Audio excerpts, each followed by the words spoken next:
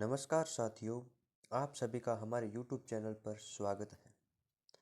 जैसा कि आप सभी को विदित है, थर्ड ग्रेड की एग्ज़ाम आपकी पूर्णतः सभी विषयों की, चाहे वो लेवल फर्स्ट हो चाहे वो लेवल सेकंड हो, पूर्ण हो चुकी है और आप इस चीज़ से विदित हो।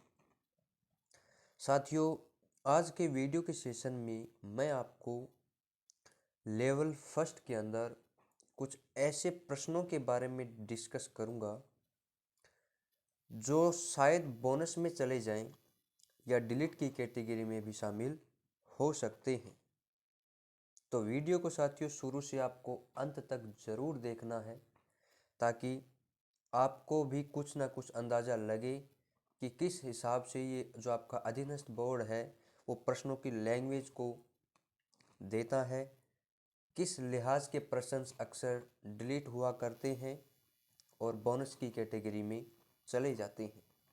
संभवतः ज़्यादा तो नहीं कहूँगा साथियों, लेकिन एग्ज़ाम के जो प्रश्न हैं उनकी लैंग्वेज को देखकर आप मान के चलना 3 से 4 प्रश्न ऐसे होंगे कंफर्म जिन पे ये आपका जो अधीनस्थ बोर्ड है वो विचार करेगा, या तो वो बोनस में चले जाएंगे या आपके डिलीट में माने जाएंगे वो प्रश्न। ठीक है, तो वक्त को अपने ज़्यादा जाहिर नहीं करेंगे और अपने सीधे उन प्रश्नों पर चलते हैं।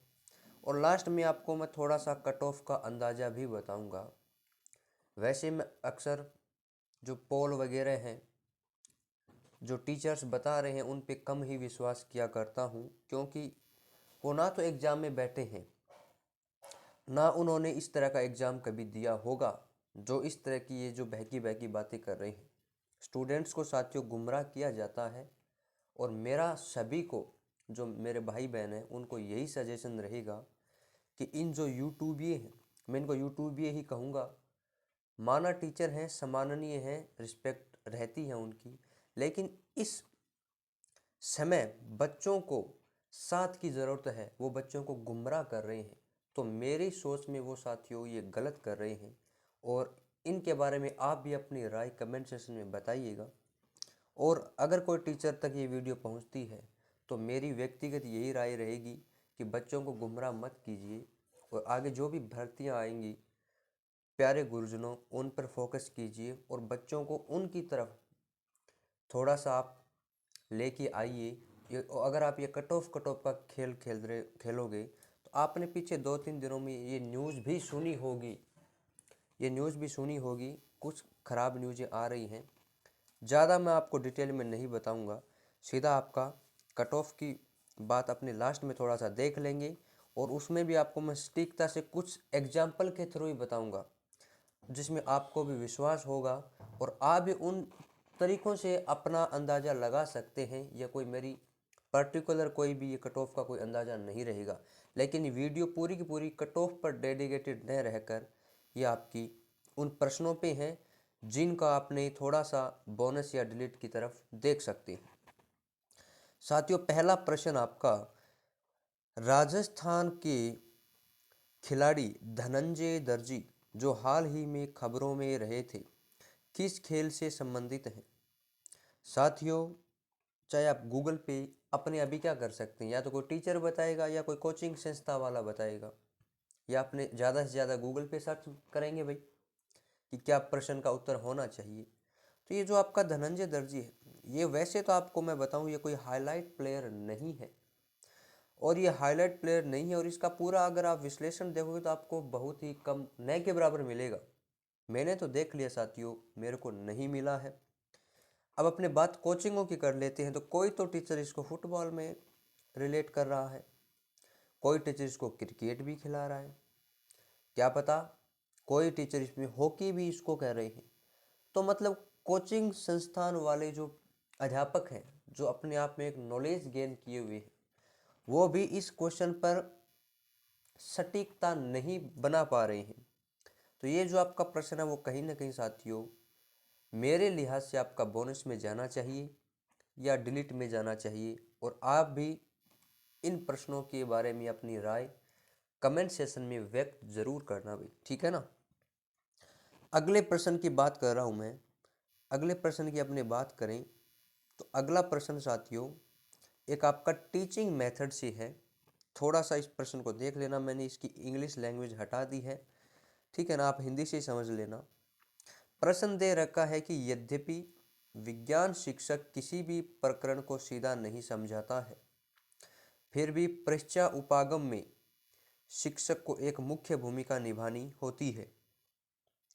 परीक्षा उपागम में विज्ञान शिक्षक को क्या भूमिका निभानी होती है? अब इसमें ऑप्शन आपके मार्गदर्शक और अनुदेशक, अनुदेशक और सहजकर्ता, अनुदेशक और अभिप्रेरक, और सहजकर्ता और आपका अभिप्रेरक, ये आपके दे रखे। अब देखिएगा साथियों, इसमें भी कोई भी टीचर या कोई भी कोचिंग संस्था वाला डिसाइड नहीं कर पा रहा है, अपने लिहाज से अपने मन से ही इसके उत्तर बनाए जा रहे हैं इस प्रश्न की। कोई तो इसको अनुदेशक और आपका अभिप्रेरक बता रहा है, कोई इसको सहजकर्ता और आपका अभिप्रेरक बता रहा है, और कोई इसको अनुदेशक और आपका सहजकर्ता भी बता रहा है। मतलब ये तीन आपके अलग अलग तरह से आपको आंसर मिल रहे हैं, ठीक है ना।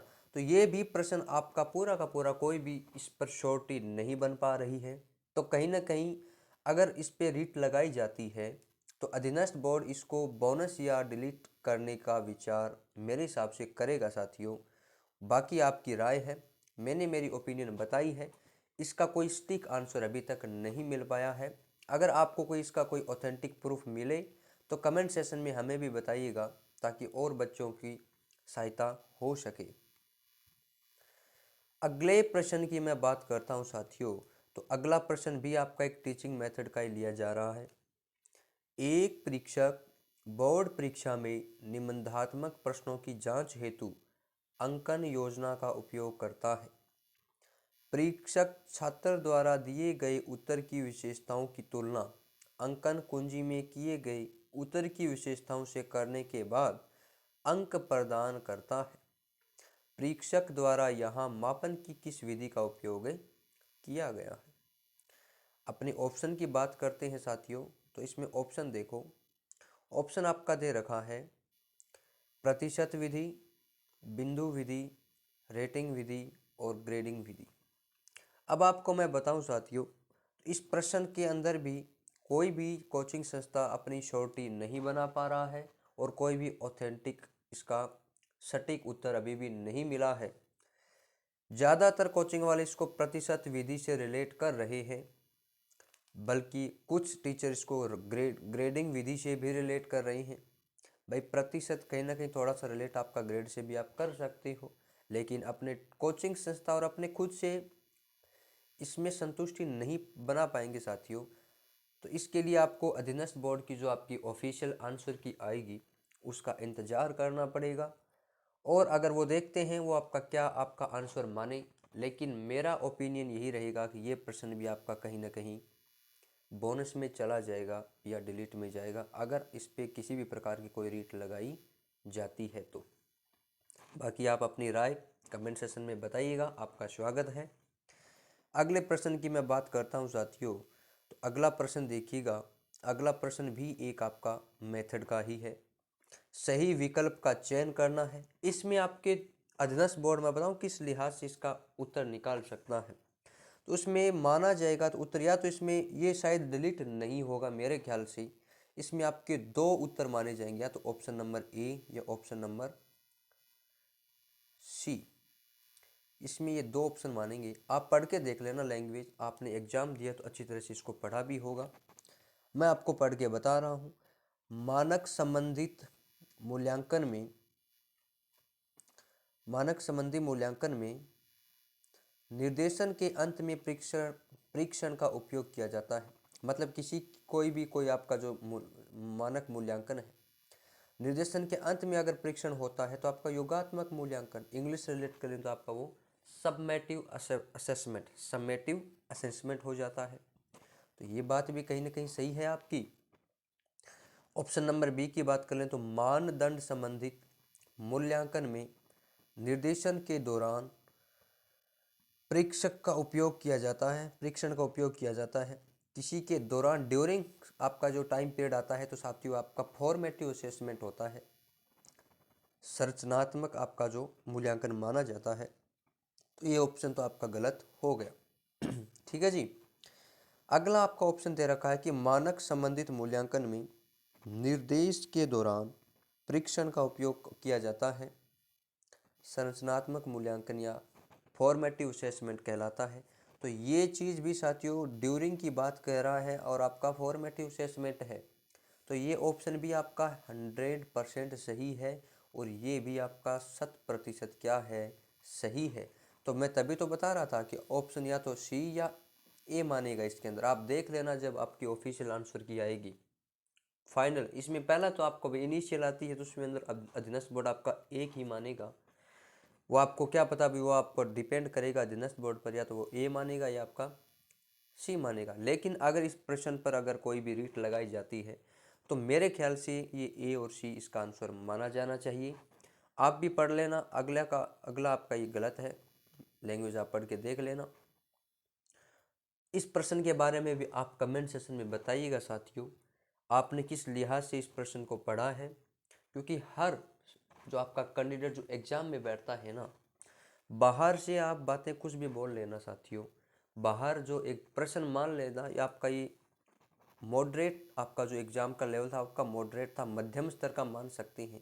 ज़्यादा एग्ज़ाम हार्ड भी नहीं था और ज़्यादा सिंपल भी नहीं था। अक्सर साथियों आप देख लेना, बाहर से जो भी प्रश्नों का विश्लेषण करते हैं, पेपर का विश्लेषण करते हैं, वो इनिशियल के 5 से 7 या ज़्यादा से ज़्यादा मान लीजिए आप 30 से 40 प्रश्न पढ़ लेते हैं और उनसे पूरा का पूरा पेपर को ये इसका मूल्यांकन कर देते हैं। तो ये मूल्यांकन का सही तरीका नहीं है। मूल्यांकन के अंदर विभेदकारिता का होना भी बहुत ज़्यादा ज़रूरी है साथियों। तो इस एग्ज़ाम में मैं मानता हूँ विभेदकारिता का पालन इस बोर्ड ने नहीं किया है। आप भी अपनी राय बताइएगा। मैंने जो प्रश्न डिलीट होने थे वो मैंने बताए हैं। आपके अगर इनके अलावा आपको और भी कोई प्रश्न डिलीट लाइक लगे तो आप कमेंट सेशन में बताइएगा। मैं नेक्स्ट वीडियो में उन पर भी आपका जो वीडियो है का कवरेज करने की कोशिश करूंगा। अब बात रही अपने कट ऑफ की साथियों, तो कट ऑफ का कुछ ऐसा है कि मैं पर्टिकुलर कोई कट ऑफ नहीं बताऊंगा साथियों, क्योंकि आप बहुत से ज़्यादा वीडियो देख चुके हो और मैं ये नहीं चाहता कि आप एक वीडियो और भी देखें और थोड़ा सा अपना टाइम खराब करो। इधर मेरा सीधा सीधा ये मानना है कि जो अभी कट ऑफ का जो आपका जो खेल चल रहा है, ये आपका टाइम बर्बादी है साथियों, ठीक है ना। तो मेरा मानना यही है कट ऑफ के अंदर में आगे पूरी की पूरी, अगर मैं लेवल 1 की बात करता हूँ कट ऑफ, ठीक है, तो आप एक, मेरी राय ये रहेगी, आप एक काम करना, पीछे के जो अधीनस्थ बोर्ड के एग्जाम है, ये मेरी व्यक्तिगत राय रहेगी सभी कैंडिडेट्स को, चाहे वो मेरे भाई बहन जो भी हैं, पीछे 2021 और 2022 के अंदर अधीनस्थ बोर्ड के द्वारा जितने भी एग्जाम कराए गए हैं, गौर से सुनना मेरी बात को, फिर आपको कुछ संतुष्टि ज़रूर मिलेगी साथियों। ये मैं कह रहा हूँ, मैंने फील किया है तो मैं आपको बता रहा हूँ। 2021 और 2022 के जितने भी अधीनस्थ बोर्ड के द्वारा एग्ज़ाम कंडक्ट करवाए गए हैं, आप उनके अंदर टोटल फॉर्म फिलअप देखना। एक तो आपको अभी क्या क्या देखना है आपको मैं बताता हूँ। नंबर 1 आपको देखना है total form fill up, total form कितने भरे गए हैं, ठीक है। नंबर 2 देखना आपको वैकेंसी, ठीक है। और नंबर 3 देखना आपको कट ऑफ, ठीक है। ये सब मैं बता रहा हूँ 2 साल देख लेना मैक्सिमम। 2021 के जितने भी एग्जाम हैं अधीनस्थ बोर्ड के द्वारा और 2022 के जितने भी एग्जाम हैं, फिर आप विश्लेषण करना साथियों। L1 के अंदर 21,000 पोस्ट हैं, 2 लाख फॉर्म हैं, 1,96,000 जा रही हैं, लेकिन अपने आपका 2 लाख मान लेते हैं, ठीक है ना। तो अब मैं आपको गुमराह नहीं करूंगा, इतना आप देख लोगे ना, तो इतने तो खुद यार टीचर बनने जा रहे हो, टीचर की एग्ज़ाम की प्रिपरेशन कर रहे हो, तो इतना आपको अंदाज़ा लग जाना चाहिए जी। अब इतनी आप जो मैंने बताया है पुराने आपके जो एग्ज़ाम है उनका कट ऑफ वगैरह, ठीक है ना, और जो कितने फॉर्म भरे गए थे, उस लिहाज से आप पूरा का पूरा अगर आप खुद निचोड़ निकालोगे ना, तो आपको पता चलेगा साथियों। खुद को खुद शांत करना साथियों, किसी दूसरे टीचर के द्वारा या कोई भी कोचिंग संस्था वाला है वो ना तो एग्ज़ाम में बैठा है, सीधी सी बात बता रहा हूँ, ना उसने एग्ज़ाम हॉल का कोई प्रेशर फील किया है। ठीक है ना, मेरी बात पे गौर कर लेना। ये 2 वर्षों के जितने भी पेपर हैं उनके 3 काम मैंने बताए, एक बार फिर से बता रहा हूँ। उनके टोटल फॉर्म देख लेना कितने भरे गए थे, चाहे वो लैब असिस्टेंट का देख लेना आप, चाहे लगभग 7 लाख से ऊपर फॉर्म भरे गए थे 1200-1300 पोस्ट पे। कट ऑफ भी जाके देख लेना, जनरल की मैक्सिमम 63 गई थी शायद। ठीक है ना। नंबर 2 वैकेंसी देख लेना, और नंबर 3 कट ऑफ देख लेना। ये तीनों चीज़ देखने के बाद आप लेवल 1 पे आना है आपको। 21,000 पोस्ट प्लस 2 लाख फॉर्म। ठीक है ना, ये आप देख लेना, आपको खुद अपने मन से आपको कट ऑफ का अंदाज़ा लग जाएगा। यही वीडियो का सेशन रहा साथियों। कट ऑफ मैंने आपको बता दी किस तरह से आपको देखना है। ऑफिशियल पूरा कट ऑफ मैं नहीं बताऊंगा, आप वेट कर लेना 10 से 15 दिन मैक्सिमम 10 से 20 तारीख से पहले पहले आपकी आंसर की आ जाएगी साथियों। और अप्रैल माह का अंतिम जो आपका जो वीक रहेगा उसमें आपका रिजल्ट भी आने की पूरी संभावना है। तो आप देख लेना जो मैंने आपको बताया, एक बार आप फॉलो करके ज़रूर देखना, आपको मन में शांति मिलेगी। ठीक है, और घबराने की ज़रूरत है नहीं साथियों। और ज़्यादा आप विश्लेषण थोड़ा सा और देखना चाहो तो अपने आसपास रिश्तेदारी में थोड़ा सा पता लगा के देख लेना। ठीक है ना, मन की संतुष्टि तो उसी लिहाज से मिलेगी। ज़्यादा यूट्यूब पे आओगे ना साथियों तो आपका दिमाग ही खराब होगा, और इन कट ऑफ के खेल से आप निकलें, मेरी तो यही आपकी व्यक्तिगत आपसे राय रहेगी।